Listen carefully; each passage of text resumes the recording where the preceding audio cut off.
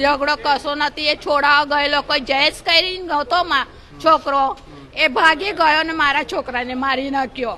આ બધું કઈ માર્યું છે એ નથી ખબર, પણ હત્યારો હશે ક્રોસ કઈ કોસ કે એવું કઈ મારી છે. આ બધું તો ફાડી કાઢ્યું છે. મારી છોકરાની આંખ બાગ બધું કશું નથી દેખાતું. 5:30 વાગે હું આવી, મને ફોન આવ્યો મારી છોકરીનો કે અજયનું આવું થયું કે માથું ફોડી કાઢ્યું. પછી ફરી મારા બેબીએ ફોન કર્યો મને કે છે કે અજયની મોત થઈ ગઈ કે એને માતામાં માર્યું છે.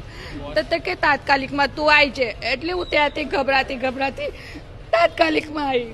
એ કોઈ રાહુલ ખેડકર છે, ત્યાંનો પ્રમુખ છે. ભલે પ્રમુખ હોય કે ગમે તે હોય, પણ એ ના મળે ને તો એના ઘરવાળાને બધાને બેહાડી દેજો પોલીસ ચોકીમાં.